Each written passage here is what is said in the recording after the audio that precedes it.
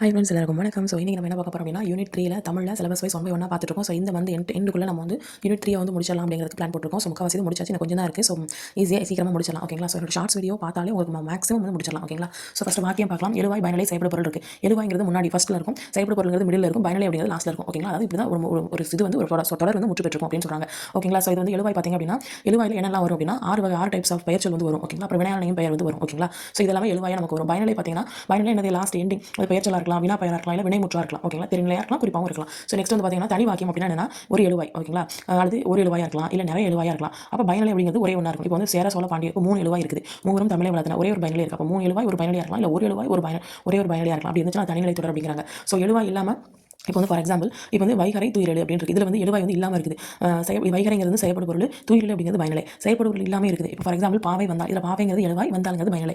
இது இல்லாமலும் இருக்குது அப்படின்னு சொல்கிறாங்க. ஓகேங்களா? தொடர் வாக்கியம் எடுத்துக்கிட்டிங்க அப்படின்னா தனி வாக்கியம் வந்து பார்த்திங்க அப்படின்னா தொடர்ந்து வந்து பொருள் இருந்துச்சு அப்படின்னா அதுவும் தொடர்ந்து வரக்கூடியது. அது மட்டும் இல்லாமல் ஒரே எழுவாய் பல பயனிலை. ஓகேங்களா? எழுவாய் வந்து ஒன்று பயனிலை நிறைய இருக்குது. தனிநிலை பார்த்தீங்கன்னா நிறைய எழுவாயும் இருக்கலாம், ஒரு எழுவாயும் இருக்கலாம், ஒரே ஒரு பயனிலை மட்டும் தான். ஆனால் தொடர் இதில் வந்து நிறைய பயனிலை இருக்கும். இப்போ நேற்று மழை பெய்தது, அதனால் ஏரி குளங்கள் நிரம்பின. அப்போ வந்து தொடர்ந்து இருக்குது உங்களுக்கு வந்து ஒரே ஒரு மலை அப்படிங்கிற ஒரு எழுவாய் தான். நிறைய இது ஒரு சென்டென்ஸ் வருது. ஓகேங்களா?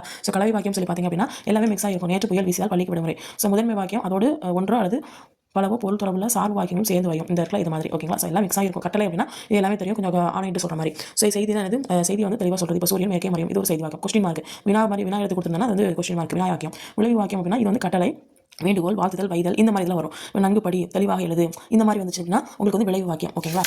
நெக்ஸ்ட் வந்து பார்த்தீங்க அப்படின்னா உணர்ச்சி வாக்கியம் உங்களுக்கு தெரியும். அப்படி உணர்ச்சி பூர்வமாக உவகை, அவலம், அச்சம், அதுக்கப்புறம் வியப்பு, இந்த மாதிரி உணர்ச்சிகளை வெளிப்படுத்துற மாதிரி இருந்துச்சுன்னா அந்த உணர்ச்சி வாக்கியம். உடன்பாட்டு வாக்கியம் அப்படின்னா செயல், அதுக்கப்புறம் தொழில். இதில் வந்து செயலோ ஒரு தொழிலோ ஏதோ ஒன்று நிகழ்றதை நேர்மறையாக அப்படியே தெரிவிக்கிறது. இப்போ வந்து வயலில் நேற்று மாடுகள் மேய்ந்தன, அது அப்படியே சொல்கிறாங்க. அப்போ உடன்பாட்டு வாக்கியம். எதிர்மறை வாக்கியம் சொல்லி பார்த்தீங்க அப்படின்னா அந்த செயலோ அல்லது தொழிலோ அப்படி நிகழாமையை சொல்லுது. இது நிகழ்வு சொல்லும், இது நிகழாமையை சொல்லும். ஓகேங்களா? வயலில் நேற்று மாடுகள் மேய்ந்தில, இது மேய்ந்தனன்னு சொல்றாங்க, இது மேய்ந்திலன்னு சொல்றாங்க. இப்போ எதிர்மறை பொருள் மாறா எதிர்மறை தொடர். இப்போ வந்து 2 எதிர்மறை சொற்கள் வந்து சேர்ந்து வந்தா இரண்டு எதிர்மறை, ரெண்டுமே ஆப்போசிட்டா எதிர்மறையா இருக்கும். இதில் வந்து ஒரு எதிர்மறை தான் இருந்துச்சு, இது 2 எதிர்மறை. கலைச்செல்வி கட்டுரை எழுதாமல்ங்கிறது ஒரு எதிர்மறை, இரால் அப்படிங்கிறது ஒரு எதிர்மறை. அப்போ 2 இருக்குது அப்படின்னு சொல்றாங்க.